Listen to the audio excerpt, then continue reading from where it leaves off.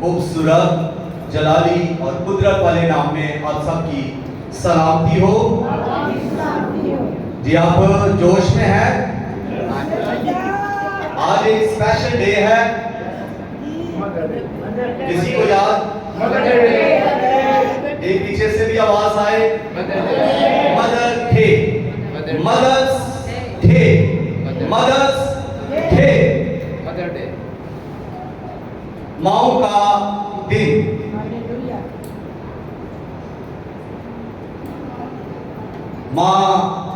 माँ होती है, इसका एक रुतबा है, एक मुकाम है, इसका एक म्यार है, इसकी इज्जत होनी चाहिए, इसकी शान होनी चाहिए। तो आज जो कोई भी अपनी मां से प्यार करता है वो पूरे जोश से भरा हुआ कलाम को सुने ताकि बरकत पाए, और वो प्यार जो उसके अंदर उसकी मां के लिए है वो उसकी मां की इज्जत को, अजमत को और ज्यादा क्रेडिट दे। तो इस जज्बे से हम आज खुदा के कलाम में से सीखेंगे। तो आए मेरे साथ खरूज की किताब मुकद्दस मूसा ने इसको लिखा। दूसरी ये किताब है, पहली पैदाइश की किताब, दूसरी खरूज की किताब और उसका 20वां बाब और उसकी 12वीं आयत। कलाम की अहमियत।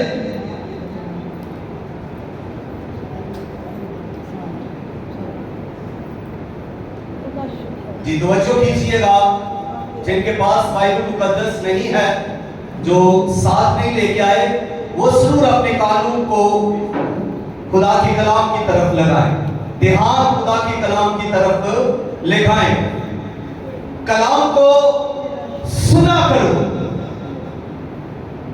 ताकि खुदा भी आपकी सुने। कलाम को पढ़ा करो ताकि खुदा आपको हिकमत और दानिश बख्शे। खुदा के कलाम को बोला करो ताकि खुदा भी आपके साथ बोले। खुदा के कलाम की इज्जत किया करो ताकि खुदा भी आपकी इज्जत करे, और खुदा के कलाम से प्यार किया करो ताकि खुदा भी आपसे प्यार करे। खुदा के कलाम को खरीदे ताकि खुदा आपको दौलतमंद कर दे। जो कोई भी खुदा के कलाम के लिए इन्वेस्टमेंट करता है, पैसा खर्च करता है, खुदा उससे क्या करता है? खुदा उससे दौलतमंद बना देता है, खुदा उससे मानो दौलत बख्शता है। और जो कोई भी खुदा के कलाम का इस्तेमाल करता है, खुदा भी उस शख्स को इस्तेमाल करता है अपने कामों के लिए। और इसके अलावा खुदा, जो कोई खुदा के कलाम के साथ नहीं तो खुदा भी उसके साथ नहीं। और अगर आप खुदा के कलाम की इज्जत नहीं करते तो फिर खुदा भी आपकी इज्जत नहीं करता। और अगर आप खुदा के, आप में खुदा का कलाम नहीं है तो आप में खुदा नहीं है, खुदा की मोहब्बत नहीं है, खुदा की चाहत नहीं है। अगर आप में खुदा नहीं है तो आप में शफकत नहीं है, और खुदा की कुदरत, खुदा की बकीज़गी आप में नहीं है। और अगर आप में खुदा का कलाम नहीं है तो फिर आप कूड़ा और करकट के अलावा कुछ नहीं है। ये बदन मट्टी से लिया गया है, फिर मट्टी ही हो जाएगा। खाक से लिया गया है, खाक हो जाएगा, क्योंकि इसमें खुदा का कलाम नहीं, खुदा की बकीज़गी नहीं है। तो जिसमें खुदा का कलाम नहीं है उससे खुदा को कोई प्यार नहीं। तो इसलिए खुदा के कलाम की तरफ तवज्जो करें। ये जो बातें मैंने आपसे की हैं, इन पर ध्यान करें। ये इसलिए है कि आप खुदा के कलाम को तवज्जो के साथ सुने, खुदा के कलाम को प्यार से, चाव से, समाव से सुने। खुरूज 20वां बाब और उसकी 12वीं आयत के अंदर क्या लिखा है, आए पढ़ते हैं। तू अपने बाप और अपनी मां की इज्जत करना, ताकि तेरी उम्र उस मुल्क में जो खुदावन तेरा खुदा तुझे देता है दराज हो। खुदा के कलाम के पढ़े, सुने और कबूल किए जाने पर खुदा की बरकत हो।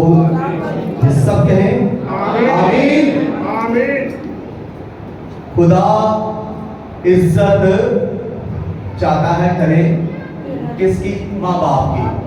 और जब आप माँ बाप की इज्जत करते हैं तो खुदा उम्र की दराजी बख्शता है। और कहां पर? उसी मुल्क में जहां पर आप रहते हैं, उसी मुल्क के अंदर खुदा क्या करता है? उम्र की दराजी बख्श देता है।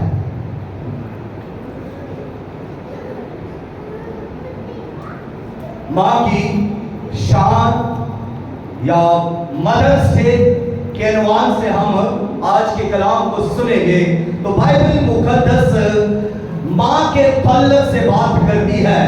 मां को मसाली होना चाहिए, मां दुआ करने वाली होनी चाहिए, मां ईमानदार होनी चाहिए, मां का दिल खुदा के साथ लगा हुआ हो और मां खुदा से डरती हो और मां खुदा की मर्जी को पूरा करती हो।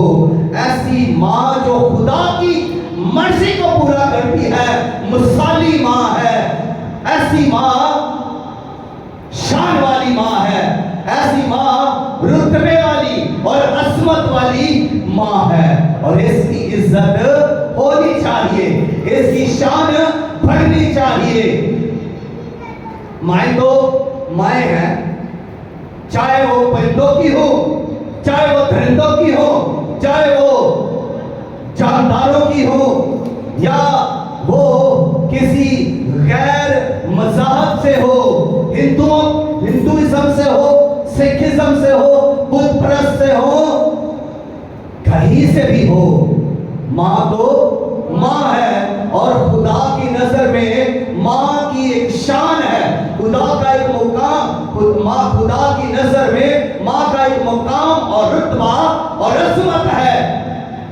जब हम इस इश्ना की किताब को पढ़ते हैं तो 20वें बाब की 6ठी और 7वीं आयत के अंदर लिखा है कि जब शरीर लड़कों को खुदा उनसे बात करता है, ऐसे लड़के जो शरीर है, जो शरारतें करते हैं। और ऐसी शरारतें हम अगर थोड़ा पीछे जाए, भाई शबाज और एंडर जावेद साहब के हम उम्र जितने भी हैं वो इस बात को जानते हैं कि हम अक्सर क्या करते थे कि चिड़ियों के घोंसले जहां होते थे, दरख्तों के ऊपर चढ़ जाते और उनके अंडे निकाल लेते और उनके बच्चे ले लेते। चिड़ियों के बच्चों को हमने क्या करना है? लेकर ले लेते। अंडों को क्या करना है? लेकर ले लेते। तो खुदा कलाम करता है, खुदा कहता है कि जब कभी तुम इस तरह करो, राह चलते हुए अगर तुम्हें कोई घोंसला नजर आ जाए और उसमें अंडे हो या बच्चे हो, तो तुम्हारा काम तो शरारत करना है, तुमने तो करनी है शरारत, नेकी नहीं, शरारत करनी है। तो फिर क्या करना है? लेने हैं तो अंडे ले लो, लेने हैं तो उस चिड़िया के बच्चे ले लो, लेकिन मां को ना लेना। खुदा मां की इज्जत और शान रखता है। खुदा चाहता है कि कि मां को कोई दुख ना पहुंचे। खुदा चाहता है कि मां को कोई नुकसान ना पहुंचे, कोई ठेस ना पहुंचे, मां को कोई गम ना हो। खुदा चाहता है।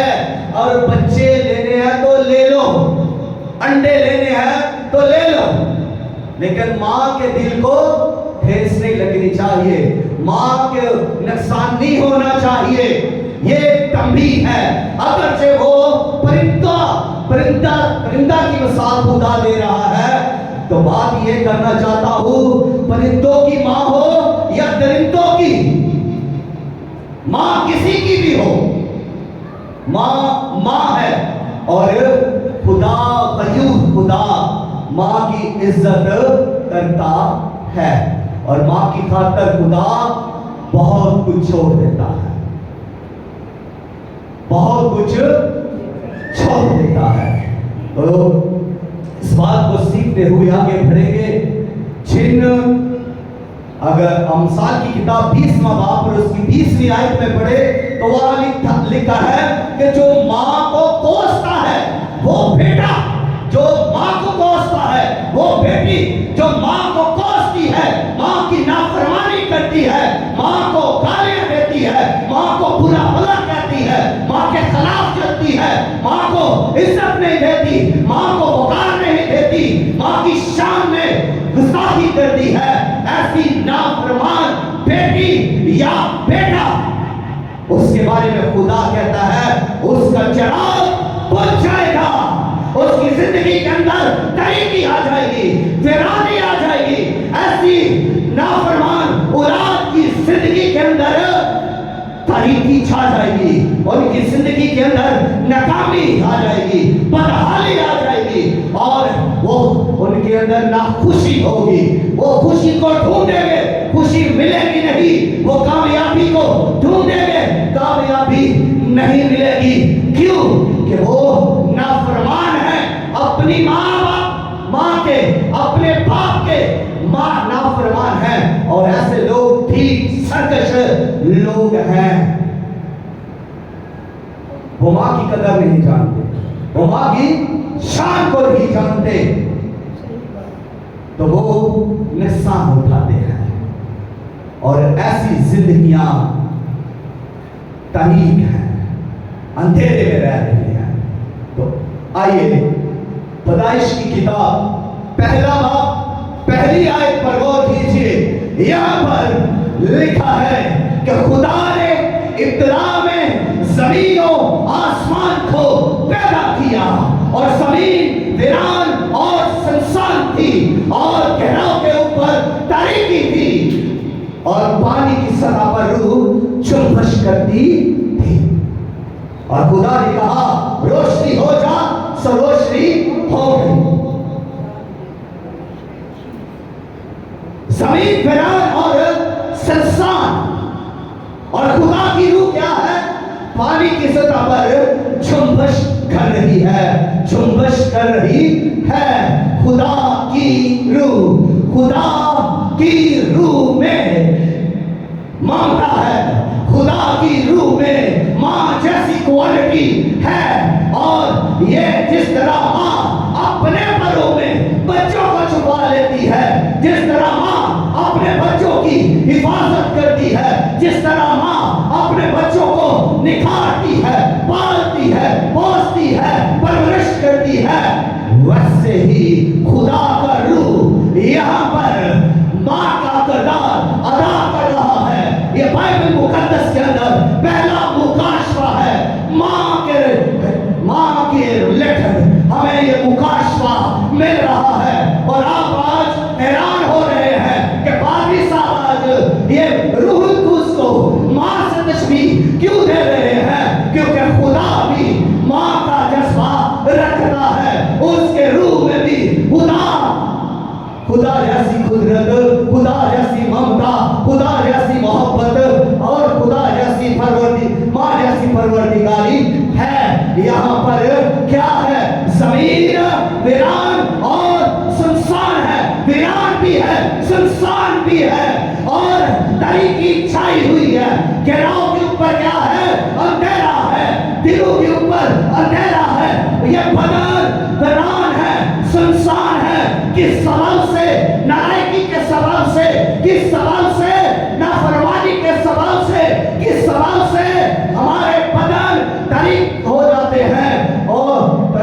हो जाते हैं, अंधेरे में डूब जाते हैं। दिलों के अंदर तरीकी है, जहनों के अंदर तरीकी है, फ्यूचर के अंदर तरीकी है, आंखों के अंदर तरीकी है। इसीलिए तो मां नजर नहीं आ रही, दिल के ऊपर तरीकी है, इसीलिए तो मां की मोहब्बत को समझा नहीं जा रहा।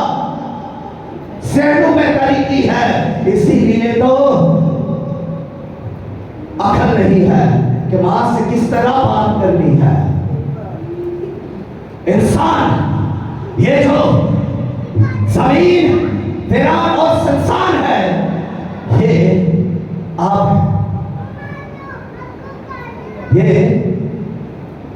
आज आपकी हालत है, ये आज आपकी बेचारी हालत है, जो संसार हो चुकी है, वीरान हो चुकी है। ये किस आपका शायद घराना है, या शायद आपकी अपनी जिंदगी है जो वीरान और संसार है और तरीकी के अंदर डूबी हुई है। आपकी फैमिली, आपके बच्चे, आप खुद भी हो सकते हैं। तो तरीकी के अंदर नाफरमानी की वजह से, जाने के सबब से जिंदगी वीरान और संसार है, नाउम्मीदी है, मायूसी है, दुख है, और इस तरह से हालतें बिगड़ी पड़ी है। तो खुदा का रूह क्या करता है? खुदा का रूह जुम्बश करता है, और खुदा का रूह जब आप पर जुम्बश करेगा तो खुद वो जो तरीकी है उसको खत्म करेगा, वो जो वीरानी है, संसारी है, उसको खत्म करेगा। मायूसी, उदासी, स्याही, परेशानी को दूर करेगा और रोशनी लाएगा। और क्या होगा? जिंदगी के अंदर रोशनी आ जाएगी। जिस में जिंदगी नहीं, वहां पर जिंदगी आ जाएगी। जहां पर तरीकी है वहां पर रोशनी आ जाएगी। तो ध्यान किधर देना है? खुदा की तरफ नाफरमानी को छोड़ना है, तौबा करनी है, गुनाहों से अलग होना है, मां के रुतबे और शान को पहचानना है, और इसके बाद रूहुल कुद्स को मौका देना है, रूहुल कुद्स के ताबे हो जाना है। जिंदगी में रूहुल कुद्स आएगा तो वीरानी दूर करेगा, रूहुल कुद्स जिंदगी में आएगा, जुम्बश करेगा तो संसारी खत्म हो जाएगी। दुख, रंज, मुसीबतें, बीमारियां जो लगी हुई है खत्म हो जाएगी।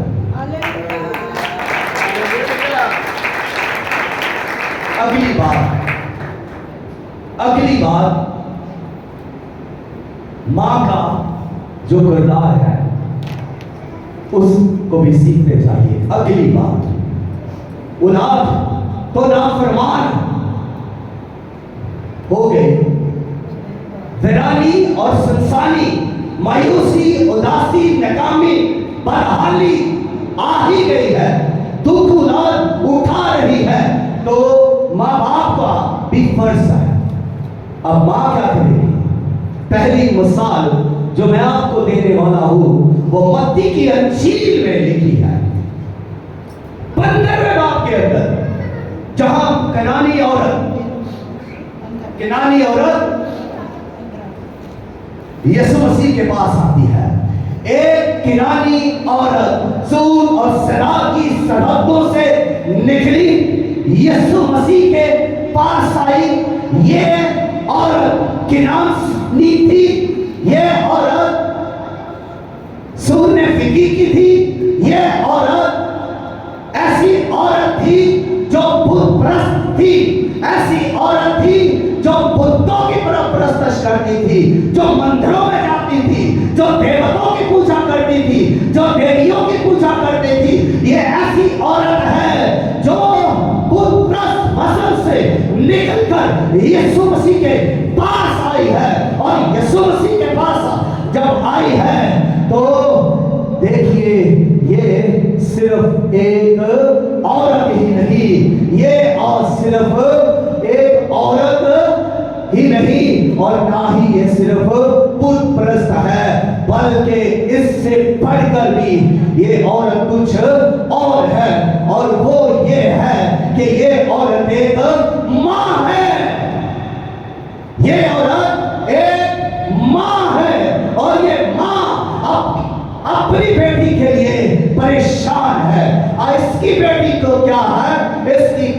बदरू गरिफ्ता है, इसकी बेटी को बदरू तंग करती है, सताती है, जुल्म करती है बदरू इस पर।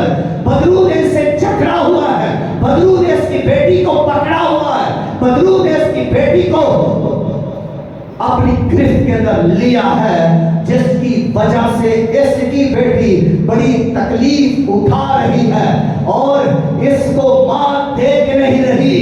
जब उसकी बेटी को बदरू सता रही है, पटक पटक कर मार रही है, कभी वो पलंग से नीचे गिरा रही है, कभी वो कहीं से उसे गिरा रही है, कहीं उससे जख्मी कर रही है, कहीं उसके सेंसेस खत्म कर रही है, तो मां इस तकलीफ को देख नहीं सकती। उस मां अपनी बेटी के इस दुख को देख देख कर कुढ़ती है, परेशान होती है, दुखी होती है, फिर वो देवताओं की तरफ रुख करती है। हाँ, वो बड़ा देवता, मैं आज सुबह उसी के पास जाऊंगी, शायद मेरी बेटी को वहां से आराम आ जाए। फिर वो सोचती है, हाँ, वो जो बड़ा मंदिर है, मैं वहां पर मन्नत लेकर जाऊंगी, मैं उसकी सीढ़ियां चढ़कर जाऊंगी, मैं वहां पर प्रसाद चढ़ाऊंगी। वो ऐसा कर रही है कि शायद कोई देवता, कोई देवती देवी उसे शिफा दे दे, शायद उसे किसी बड़े मंदिर से शिफा मिल जाए और वो बदरू से आजाद हो जाए। लेकिन ऐसा ना हुआ, कोई भी देवता उस बदरू को निकाल ना सका, कोई भी देवी उस बदरू को निकाल ना सकी और किसी भी मंत्र से उसे शिफा ना मिल सकी। किसी पंडित में इतनी जुर्रत नहीं कि उसे निकाल सके।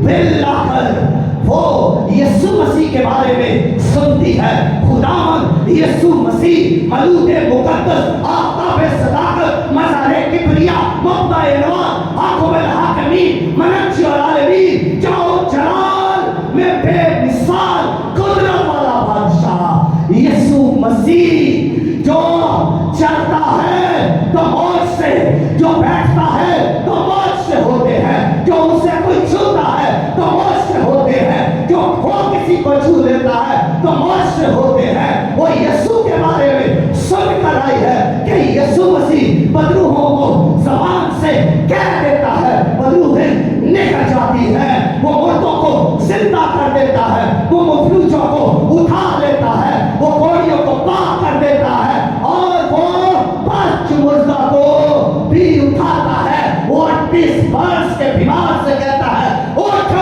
अपनी चारपाई उठा और चल फिर, और वो उठता है, अपनी चारपाई उठाता है और चलता फिरता है। वो 12 बरस की औरत से कहता है कि तूने अपने ईमान के सबब से शिफा पाई है। उसने ईमान के साथ यीशु को छुआ था। 18 बरस की कुपड़ी से यीशु मसीह कहता है, इब्राहिम की बेटी, ये भी इब्राहिम की बेटी है। उसमें भी तो बदरू थी जिसने उसे कुबड़ा कर दिया था। यीशु मसीह ने उसको ज़बान से कहकर निकाल दिया। यीशु मसीह में यह कुदरत है कि वो बदरूहों को निकाल देता है। और ये माँ, बेचारी माँ, बदहाल माँ, कुर्ती हुई माँ यीशु मसीह के पास आई है और आकर अपनी दास्तान यीशु के पीछे आकर धरा रही है। यीशु मसीह के पीछे चिल्लाती है, चीखती है और कहती है, ऐ इब्न दाऊद, मुझ पर रहम कर। बीमार इसकी बेटी है, रहम ये मां मांग रही है कि मुझ पर रहम कर। मां रहम मांग रही है। यीशु मसीह ने उस पर कुछ जवाब नहीं दिया, लेकिन वो और ज्यादा चिल्लाती है। शागिर्द कहते हैं, ऐ उस्ताद इसे रुखसत कर दे, क्योंकि ये हमारे पीछे क्या करती है, चिल्लाती है। यीशु मसीह ने कहा, लड़कों की रोटी लेकर कुत्तों को डाल देना रवा नहीं। तो उसने कहा, हाँ खुदावंद, कुत्ते भी तो उन टुकड़ों में से खाते हैं जो मालिकों की मेज से गिरते हैं। यीशु मसीह ने कहा है, औरत, तेरा ईमान बहुत बड़ा है, यीशु मसीह ने उसके ईमान को देख लिया, चेक कर लिया, और यीशु मसीह ने कहा अब जा, जैसे तू कहती है अब तेरे लिए वैसे ही हो। और उसी वक्त बदरू उसकी बेटी में से निकल गई। जब यीशु मसीह ने बोला कि जा, जैसे तू कहती है वैसे ही तेरे लिए हो, तो उसने इसको ईमान के साथ रसीद किया। उस औरत ने ईमान से इस कलाम को रसीद कर लिया जो यीशु के मुंह से सादर हुआ। उसने इसे रसीद किया। जो कोई भी यीशु के कलाम को रसीद करता है उसकी जिंदगी में शिफा आ जाती है, उसकी जिंदगी के अंदर बकीज़गी आ जाती है। जो उसकी जिंदगी के अंदर यीशु मसीह काम करना शुरू करता है, जो कोई उसे उसके कलाम को रसीद करता है। और यहाँ बैठी हुई हर जिंदगी के लिए ये कलाम है। अगर वो रसीद करते हैं, नाफरमानी उन्हें छोड़ जाएगी, बदकलामी की स्पिरिट उन्हें छोड़ जाएगी। आज अगर बेटियां बेटे इस कलाम को रसीद करते हैं तो उनकी हालतें बदल जाएंगी। बदहाली से वो निकल आएंगे, नाकामी से वो निकल आएंगे, बदरूह से वो निकल आएंगे और वो फर्माबरदार होकर जिंदगी को गुजारेंगे।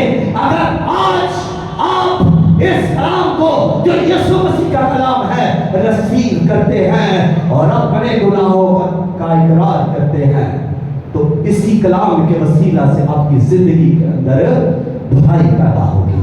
आमीन, आमीन।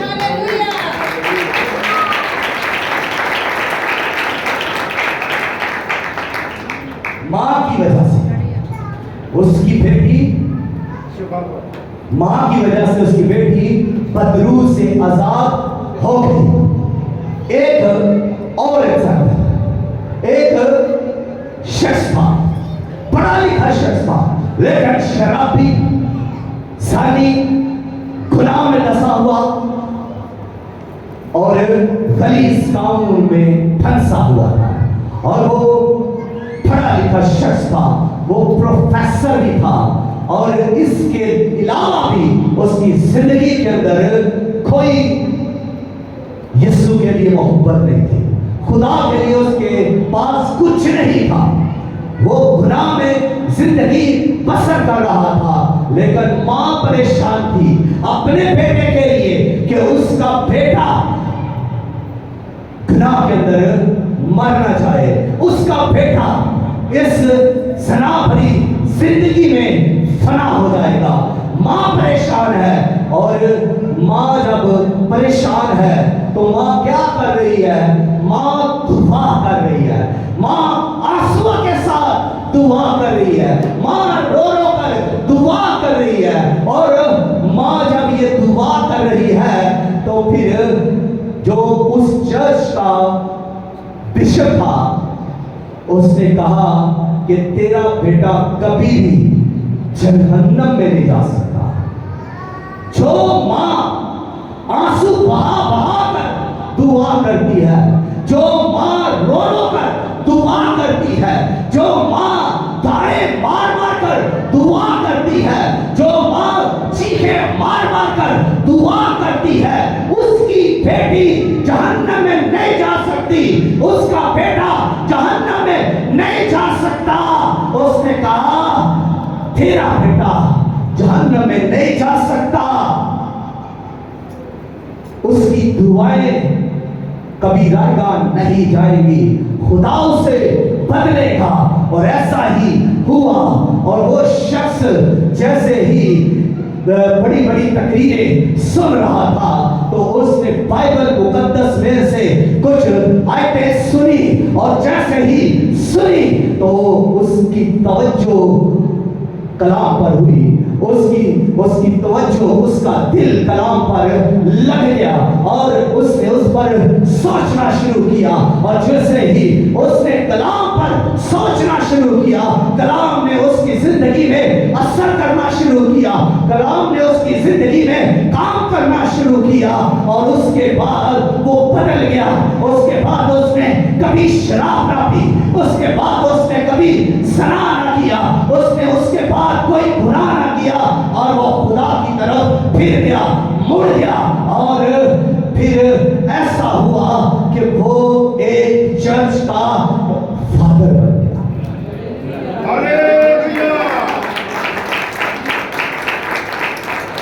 ये माँ की दुआओं के असर से है।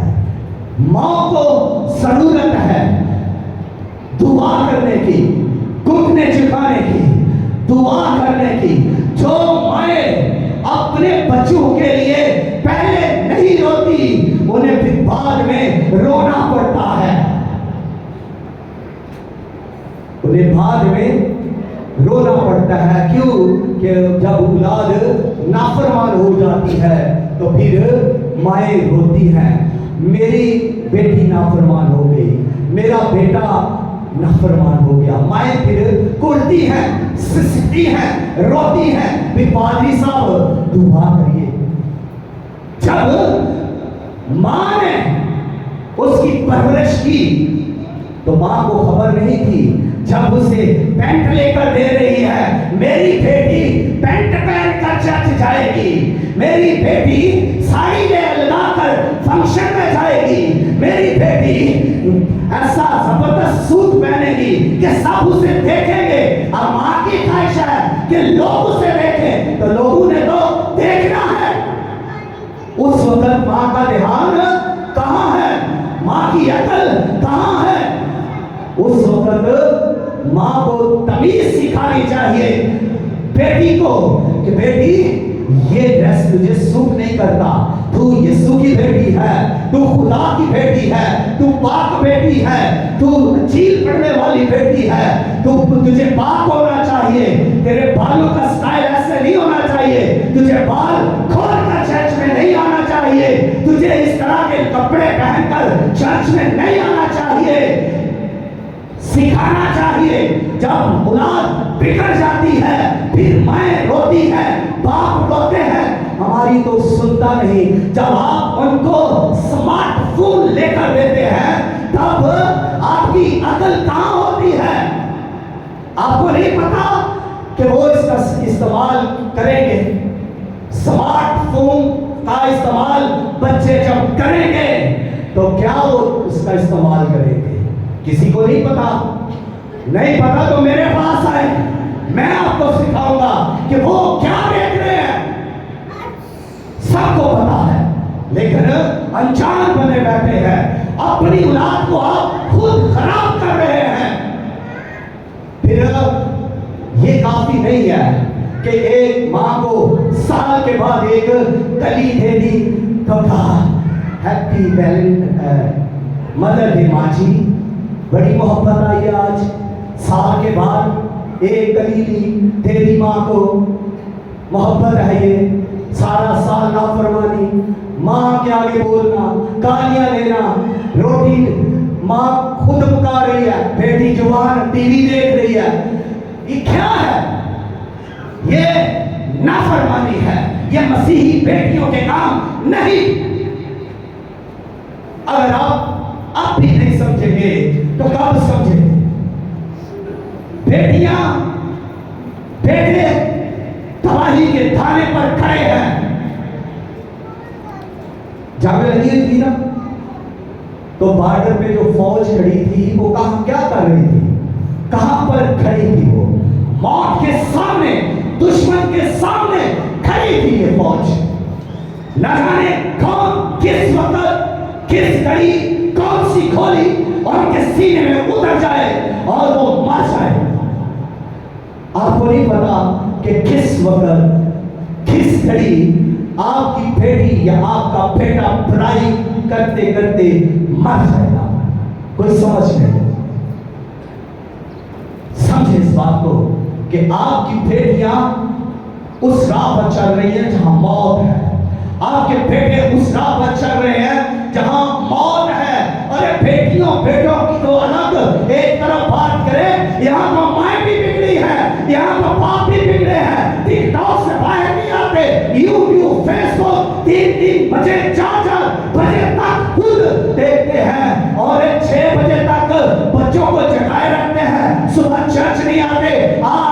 पास्टर साहब पूछते हैं या बुआ जी पूछेंगी कि आप कल चर्च के लिए, हाँ जी मेरे बच्चे भी सुबह उठे तो इसलिए हम चर्च नहीं आ सके।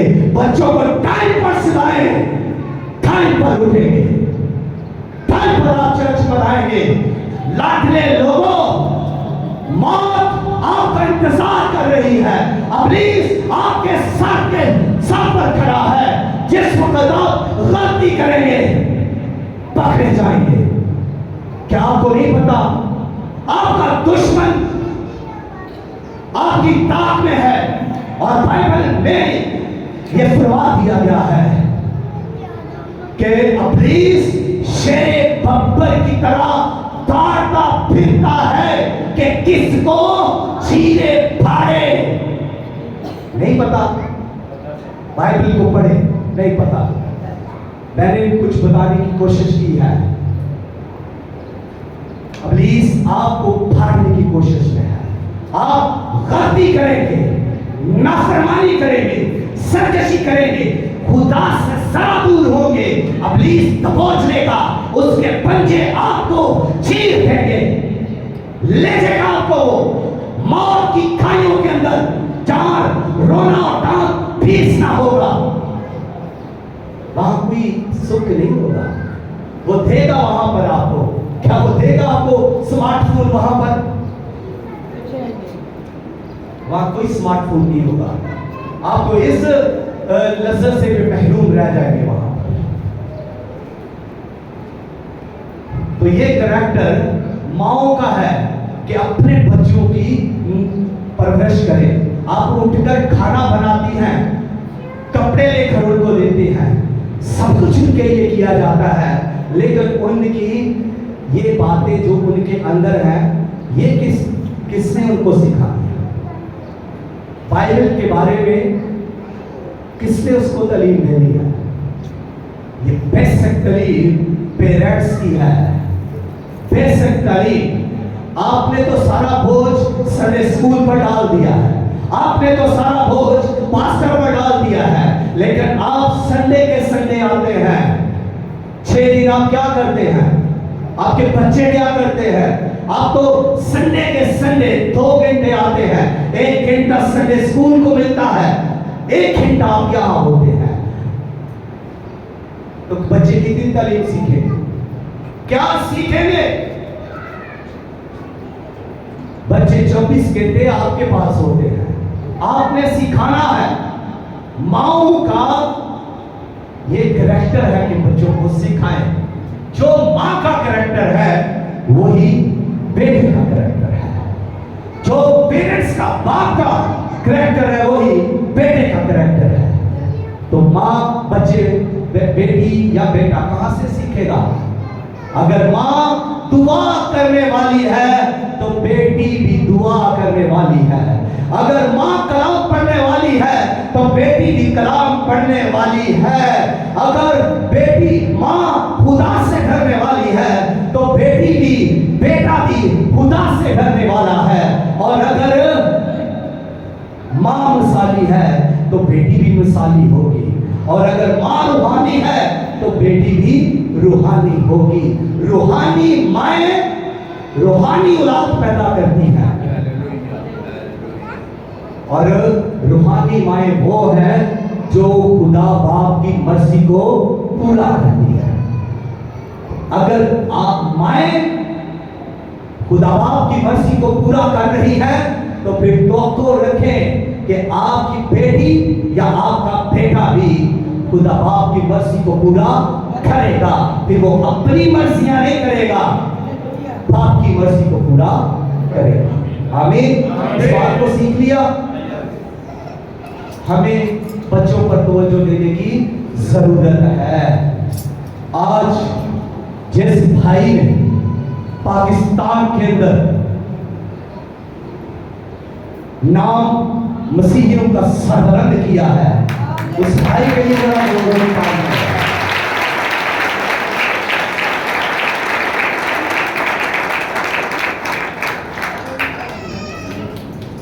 काबला की टीम दे रहे थे, उसने इतना बड़ा मार्का मारा है, मौत के खेल से वो खेल कर आया है।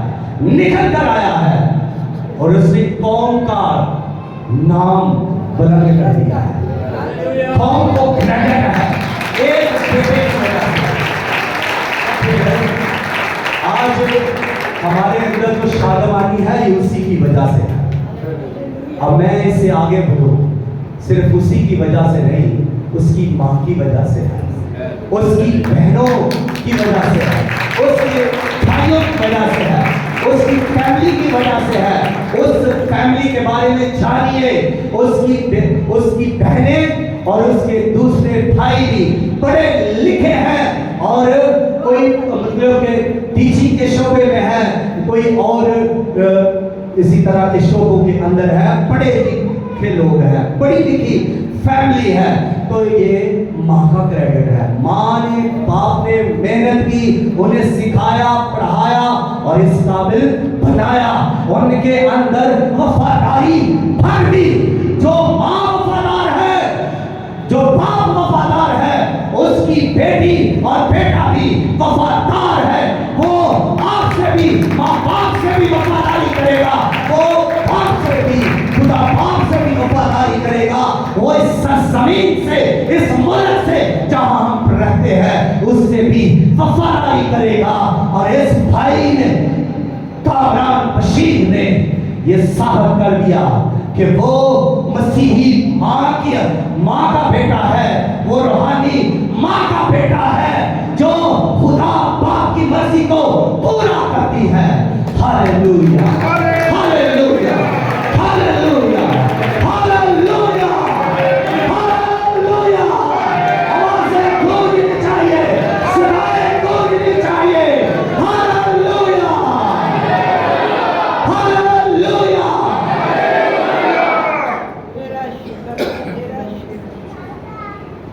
आप अपने बच्चों पर ध्यान दीजिए,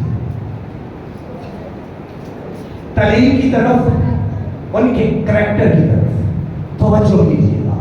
पेरेंट्स से बात कर रहा हूं और जो औलाद है, बेटियां बेटे, नौजवानों की बात, ये भी जरा ध्यान करें, ये अपने माँ बाप के कहे सुने के अंदर आ जाएं, फर्माबरदारी करें, जो माँ कह रही है उसको माने, स्मार्टफोन को फौरन छोड़ दें, टीवी को छोड़ दें और दीगर कामों को छोड़कर माँ की बात पर ध्यान करें।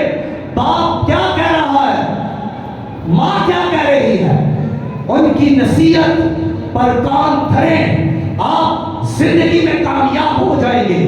आप कभी भी बर्तन मांजने वाली और बेटियां नहीं रहेंगी। आप झाड़ू पोछा करने वाली बेटियां कभी भी नहीं रह जाएंगी। आप दूसरों के घरों में काम करने वाली बेटियां नहीं रह जाएंगी। आप दूसरों के घरों में, बसारों में झाड़ू मारने वाले बेटे नहीं रह जाएंगे। आप अगर अपने माँ बाप की बात को मानते हैं, फर्माबरदारी करते हैं, तो आपकी शान दुनिया देखेगी, आपकी कामयाबी दुनिया देखेगी, आपका मुकाम होगा, आपका नाम होगा, आपकी इज्जत होगी, आपकी शौहरत होगी। आप जॉब के लिए मारे मारे नहीं फिरेंगे, आपके अपने बिजनेस होंगे, आप प्रोफेसर होंगे, आप टीचर होंगे, आप डॉक्टर होंगे, आप एजुकेटर होंगे, आप फिजिशियन होंगे, आप बड़े बड़े काम करने वाले लोग होंगे। हालेलुया। और आपके वसीला से आपके माँ बाप का सर ऊंचा होगा, न सिर्फ माँ बाप का सर ऊंचा होगा, बल्कि खुदा बाप को इज्जत को जलाल मिलेगा। हालेलुया।